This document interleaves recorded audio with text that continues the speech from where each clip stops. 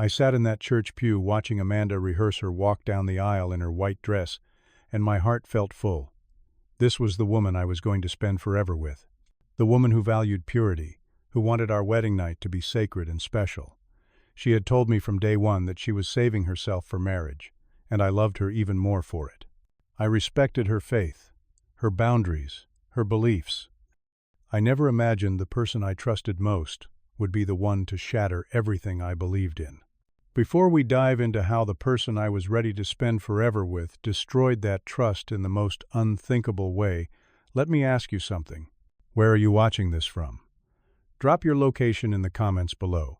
Hit that like button, and make sure to subscribe because what happened next will make you question everything you thought you knew about loyalty and family. I met Amanda 2 years ago at church. She was volunteering in the children's ministry, and I was helping set up chairs for a Sunday service. Our eyes met across the fellowship hall and she smiled. Not just any smile, but the kind that makes you feel like maybe the universe is trying to tell you something. We started talking after service that day, and I learned she was an elementary school teacher who loved her students, believed in traditional values, and wanted a family someday. Our first date was coffee at a small cafe downtown. She wore a blue sundress and talked about how important faith was to her. When she told me she was saving herself for marriage, she looked nervous, like she expected me to walk away. But I did not. I told her I respected that. I admired it, actually. In a world where everything felt disposable, she had standards. She had values. That made her different. That made her special. We dated for a year before I proposed. I took her to the same park where we had our first picnic, got down on one knee by the lake, and asked her to be my wife. She said yes, with tears streaming down her face. We set the wedding date for 6 months later. Everything felt perfect. Everything felt right. My brother Kyle was 3 years older than me. We grew up in the same house, shared the same parents, but we could not have been more different. Kyle was the smooth talker, the guy who always had a girlfriend, the one who lived fast and free. Our parents used to compare us. Kyle got the looks, they would say. Hector got the brains. It never bothered me much. We had different paths, and I was okay with that. When I asked Kyle to be my best man, he clapped me on the back and said he would be honored. He met Amanda at several family dinners after we got engaged. Mom loved her immediately. Dad approved too. Kyle seemed happy for us.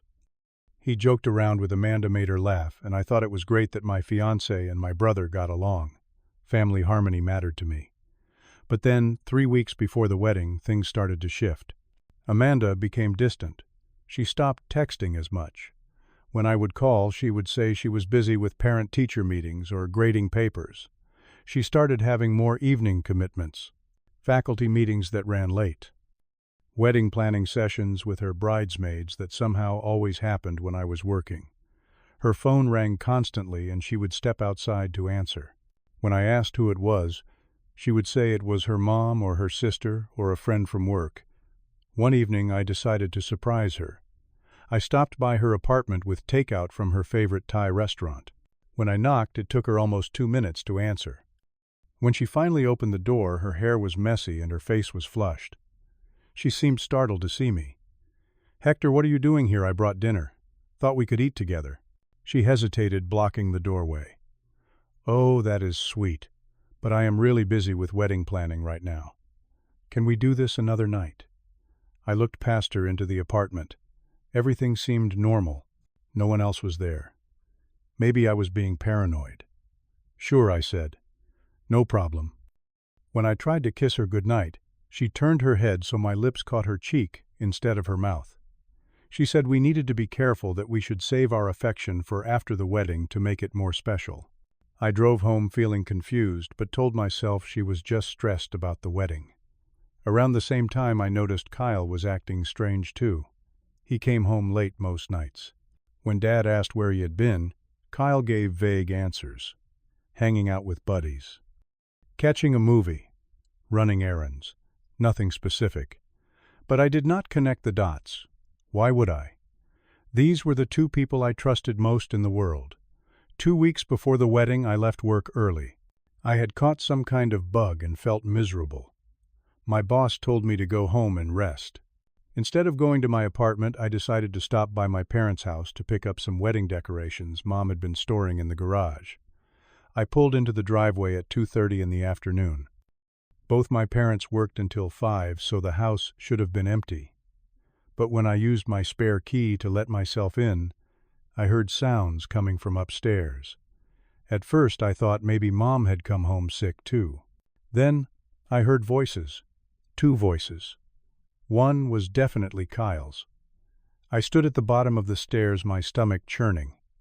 Maybe he was watching a movie in his room. Maybe he had a friend over. I should have turned around and left. But something pulled me forward. Some instinct I could not name. I climbed the stairs slowly. Each step felt heavier than the last. Kyle's bedroom door was slightly open, just a crack. Light spilled out into the hallway. I heard his voice clearly now. "You feel so good." My hand reached for the doorknob.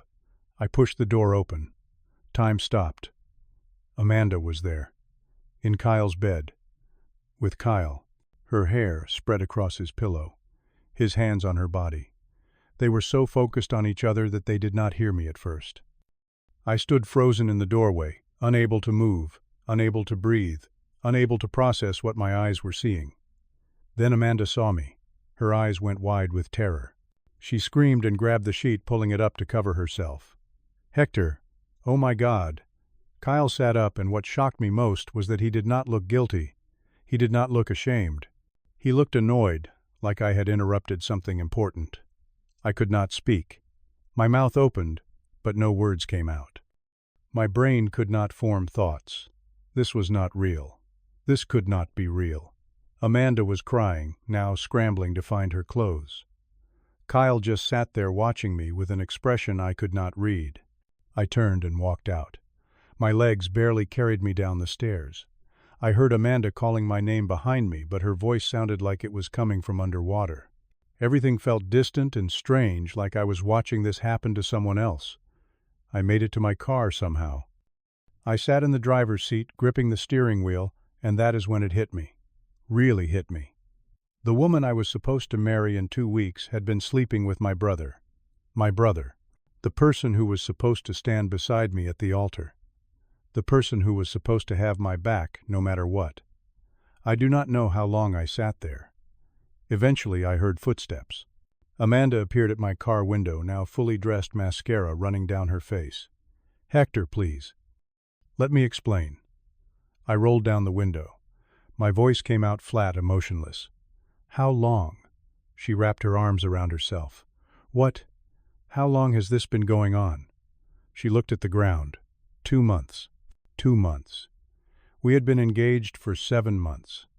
This started 5 months in, right when we were picking out flower arrangements and tasting wedding cakes, right when I was telling everyone how lucky I was, right when I believed I had found the one.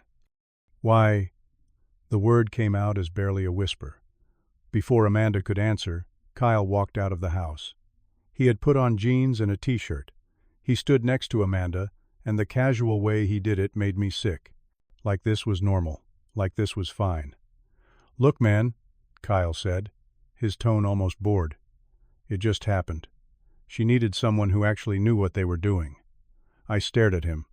This was my brother. My own flesh and blood. And he was talking to me like I was an inconvenience. Amanda wiped her eyes and looked at me with something that almost seemed like pity. "You are a virgin, Hector. You would never get it. I have needs. Kyle understands me in ways you never could." Each word hit me like a physical blow. This was the woman who talked about purity and faith. The woman who said our wedding night would be sacred.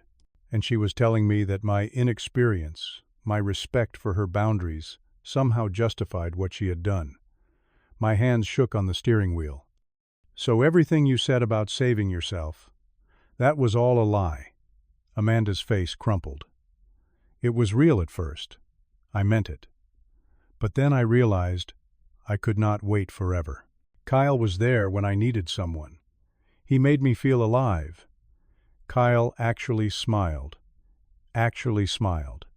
"Come on, bro. You really thought she would marry you without testing the waters first. Grow up." The world tilted.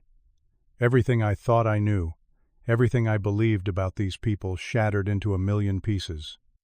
I wanted to scream. I wanted to cry. I wanted to get out of the car and hit Kyle until my knuckles bled. But I did not. I just sat there, numb. Hector, wait. Amanda reached for the car door handle. We can work this out. It was a mistake. I still want to marry you. I looked at her then. Really looked at her. And I saw a stranger. Someone I had never actually known at all. I started the car. Amanda called my name, but I did not look back. I drove away from my parents' house, away from the two people who had destroyed everything, and I did not stop driving until I was on the other side of town. I ended up parked outside a coffee shop I had never been to before. My phone rang. Amanda. I declined the call. It rang again. Kyle. Declined. My parents' home number. Declined. Finally, I called the one person I knew I could trust. Daniel. My best friend since college. Hey man. What's up? I tried to speak, but my voice broke. Daniel. I need you. He could hear it in my tone. Where are you? 20 minutes later, Daniel sat across from me in that coffee shop while I told him everything. His face went from shock to rage to something close to murder. I'm going to kill him, Daniel said. I am actually going to kill your brother. Do not, I said. My voice sounded hollow. He is not worth it. What are you going to do? I stared at my untouched coffee. I do not know. Daniel leaned forward. Hector, listen to me. Do not do anything stupid. Do not trash her car. Do not post about this online. Do not sink to their level. You are better than that. I nodded, but my mind was already working. Daniel was right. I would not do anything stupid. I would do something smart. I did not sleep that night. I lay in bed staring at the ceiling, and a plan started to form. Amanda thought I was naive. Kyle thought I was weak. They both thought I would just take this lying down, maybe cancel the wedding quietly and disappear. They were wrong. The next morning I remembered something. Amanda often left her laptop at my place when she stayed over. She never locked it because she trusted me. That laptop was still sitting on my desk. I opened it, and my hands did not even shake as I went through her messages. What I found made the betrayal so much worse. There were hundreds of messages between Amanda and Kyle. They went back exactly 2 months, just like she said. But it was not just the fact that they were sleeping together. It was how they talked about me. Screenshots of their conversations burned into my brain. Kyle had written, "He is so clueless. Thinks you are some innocent angel." Amanda replied, "I know. It is almost sad. He actually believes I am pure." Another exchange showed Kyle saying, "When are you going to tell him, Amanda?" "After the wedding. I will have the ring and the house and everything. Then I can do what I want." They had planned this. She was going to marry me while continuing to sleep with my brother. She wanted my money, my stability, my nice life, while getting her physical needs met elsewhere. I was supposed to be the fool who paid for everything while she and Kyle laughed behind my back. I took screenshots of everything. Every message. Every photo they had sent each other. Every cruel joke at my expense. I saved it all to a secure drive. Then I did something Amanda would never expect. I called her. "Hector," she sounded surprised. "I've been trying to reach you." "I know." My voice was calm, cold. "We need to talk. Come over tonight. I will be right there." When Amanda arrived, her eyes were red from crying. She reached for me, but I stepped back. "I am willing to forgive you," I said. The lie came easily. But Kyle needs to admit what he did to our family. Amanda's face lit up with hope. "Really? You would forgive me? Everyone makes mistakes," I said, hating every word. "But he is my brother. He needs to own up to this. We should have a family dinner." "Talk it through." Amanda grabbed my hands. Yes, we can do that. I will talk to Kyle. We will make this right." After she left, I made phone calls. I told my parents I wanted to have a special dinner before the wedding, a celebration of family. I asked them to invite Kyle.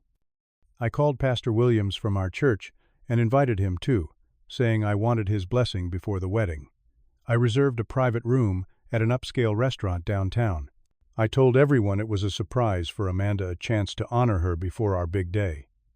Everyone agreed to come. The night of the dinner arrived. I got there early and set up a small projector in the private room. The restaurant staff thought it was for a slideshow of photos. They had no idea what was really coming. My parents arrived first. Mom hugged me tight. Dad shook my hand and said he was proud of me. Kyle showed up in a suit, looking smug and confident. Amanda came last, wearing a pretty dress, smiling like nothing was wrong. Pastor Williams arrived and blessed our table. We ordered food. We made small talk. The atmosphere was warm and happy. Amanda kept glancing at me nervously, but I just smiled at her. Kyle looked bored, checking his phone under the table. After the appetizers arrived, I stood up. I clinked my glass with a spoon to get everyone's attention. "Thank you all for being here," I said. "Family means everything to me. Loyalty means everything to me." Mom smiled. Amanda nodded. Kyle barely looked up from his phone. That is why I continued it. Broke my heart to discover that the two people I trusted most betrayed me in the worst way possible. The room went silent. Dad frowned. Mom looked confused. Amanda's face went pale. I pulled out the remote for the projector. I wanted you all to see the truth. The first image appeared on the wall, a text message from Kyle to Amanda. "He is so clueless," Mom gasped. Dad's fork clattered to his plate. "Hector, stop this." Amanda stood up, her voice shrill. "You do not have to do this." I clicked to the next image. Amanda's response. "He actually believes I am pure." More images. More messages. Each one more damning than the last. Their plans to continue after the wedding. Their jokes about my inexperience. Their mockery of everything I held dear. Pastor Williams stood up slowly, his face grave with disappointment. He looked at Amanda like he did not recognize her. Mom started crying, quiet tears that rolled down her face as she read each message on the wall. Dad turned to Kyle. "What have you done?" His voice shook. "How could you do this to your brother?" Kyle tried to defend himself. "Dad, listen. It is not that simple. Things just happened. I cut him off. 2 months. While I was planning my wedding. While I was buying a house for us. While I trusted both of you with everything I had." I advanced to the final slide. It was a message from Amanda to Kyle from just 3 days ago. "Only 11 more days until the wedding. Then we will have it all." Amanda collapsed back into her chair, sobbing. "I am sorry. I am so sorry. I made a mistake." I looked at her and my voice came out colder than I knew I was capable of. A mistake is buying the wrong kind of milk. A mistake is forgetting someone's birthday. This is not a mistake. This is a choice. You chose to lie. You chose to betray. You chose to plan a future with me while making plans with him.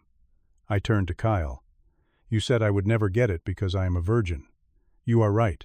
I will never get how someone could betray their own brother for something so meaningless. I will never understand how you could look me in the eye every day knowing what you were doing." Kyle sat frozen, unable to meet anyone's gaze. I picked up my jacket. The wedding is off. Obviously. I hope it was worth it. I walked out of that restaurant and did not look back. Behind me, I heard Mom's sobs. Dad's angry voice demanding answers from Kyle and Amanda's desperate attempts to explain herself to Pastor Williams. I got in my car and drove home. And for the first time since I had found them together, I felt something other than pain. I felt free. The fallout was swift and severe. Pastor Williams refused to perform any future wedding ceremonies for Amanda, telling her that her actions went against everything their church community stood for. Word spread through the congregation. Amanda's reputation crumbled.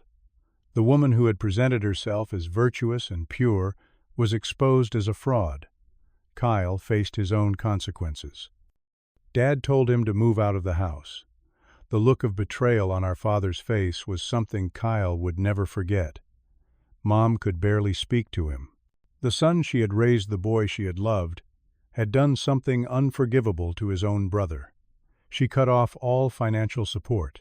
Kyle had to find his own apartment, pay his own bills, and face the reality that his actions had cost him his family. I heard through mutual friends that Amanda and Kyle tried to make their relationship work. After all, they had destroyed everything for each other. It seemed only fitting they should try. But their relationship lasted barely 3 months. Turns out, a foundation built on lies and betrayal does not make for a stable partnership. They broke up bitterly, each blaming the other for the mess they had created. As for me, I took time to heal. I did not jump into another relationship. I did not try to fill the void Amanda left. Instead, I focused on myself. I took that trip to Colorado I had always wanted to do. I spent 2 weeks hiking in the mountains, sleeping under stars, and figuring out who Hector was when he was not trying to be someone's perfect fiancé. When I came back, I started seeing a therapist. Dr. Martinez helped me work through the betrayal, the anger, the shame I felt for not seeing the signs sooner. She taught me that I was not stupid for trusting people. I was human, and their betrayal said everything about them and nothing about me. I threw myself into my work. 6 months after the disaster, I got promoted to senior software engineer. The projects I had been neglecting while planning a wedding suddenly got all my attention, and my boss noticed. My career flourished in ways it never could have if I had been distracted by a failing marriage. Daniel stuck by me through everything. He showed up at my apartment with pizza when I did not feel like cooking. He dragged me out to see movies when I was wallowing. He reminded me that I was more than what had happened to me. Real friendship, I learned, shows up when everything falls apart. A year after everything happened, I started volunteering at a community center. I taught basic coding to kids who could not afford classes. That is where I met Jenna. She was teaching an art class in the room next door. We started talking during breaks. She was genuine. She was kind. She did not play games or tell lies. When she said something I could trust, it was true. I did not rush things with Jenna. We took it slow. I told her about Amanda and Kyle early on because I did not want secrets between us. She listened without judgment and then told me about her own past heartbreak. We built something real brick by brick with honesty as our foundation. Looking back now, I realized that Amanda and Kyle did me a favor. They showed me who they really were before I made the biggest mistake of my life. Imagine if I had married her. Imagine if I had spent years with someone who saw me as a means to an end, a bank account with legs, a naive fool to be used. The pain of discovery would have been so much worse with years invested, maybe kids involved, assets to divide. I learned that purity is not about physical innocence. It is about honesty of heart. Amanda could talk all she wanted about saving herself, but her soul was never pure. Real integrity shows in how you treat people when you think no one is watching. Real character reveals itself in your actions, not your words. I learned that family is not just blood. Kyle shared my DNA, but he was never truly my brother. Daniel, who stood by me when I was broken, showed me more brotherhood than Kyle ever did. Family is the people who show up, the people who stay. The people who choose you every single day. I learned that revenge does not have to be loud or violent. The truth is the most powerful weapon you have. Exposing lies, showing reality, letting people see who they are dealing with, that is more effective than any fist or angry word. I did not need to hurt Kyle or Amanda. I just needed to stop protecting them from the consequences of their own choices. Most importantly, I learned that forgiveness does not mean reconciliation. I forgave Amanda and Kyle, not for them, but for me. Carrying that anger was like drinking poison and expecting them to die. Forgiveness meant I put down that burden. It meant I stopped letting them occupy space in my head rent-free. But forgiveness did not mean I had to let them back into my life. Some doors once closed should stay closed. I have not spoken to Kyle in 2 years. I heard he moved to another state trying to start over somewhere. People did not know his story. Mom and Dad talked to him occasionally, but the relationship is strained. He made his choices. He lives with them now. Amanda sent me a message a year ago. She apologized again, said she had grown and changed, asked if we could talk. I read it, felt nothing, and deleted it. Her growth was her journey. I was not obligated to be part of it. Sometimes the hardest thing and the right thing are the same. I could have stayed silent, married Amanda. Lived a lie for years before it all fell apart anyway. I could have confronted them privately and kept the secret to protect the family's reputation. But I chose truth. I chose to rip off the Band-Aid fast and clean. And that truth set me free. If you are watching this and going through something similar, remember this. Your worth is not defined by someone else's inability to see it. When people betray you, when they mock what you value, when they take advantage of your trust, that is not a reflection of your weakness, that is a revelation of their character. You deserve better than someone who sees your virtues as vulnerabilities to exploit. Walk away with your head high. Do not beg for scraps of affection from people who showed you they do not value you. Do not make yourself smaller to fit into their broken narrative. You are not too naive for believing in loyalty. You are not too idealistic for expecting honesty. You are not too trusting for giving someone your heart. The right person will come. Maybe not today or tomorrow, but they will come. And when they do, you will recognize them, because they will not make you question your worth. They will not make you compete for their attention. They will choose you clearly, honestly, and without hesitation. And you will be so grateful that the wrong people removed themselves from your path. Have you ever been betrayed by someone you trusted completely? How did you handle it? Drop your story in the comments below. And if this resonated with you, hit that like button and subscribe so you do not miss more real stories about navigating betrayal and coming out stronger.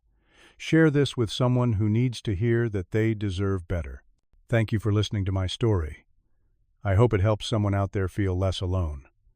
Remember, the truth might hurt, but lies hurt worse. Choose truth. Choose yourself. Choose freedom. You will not regret it.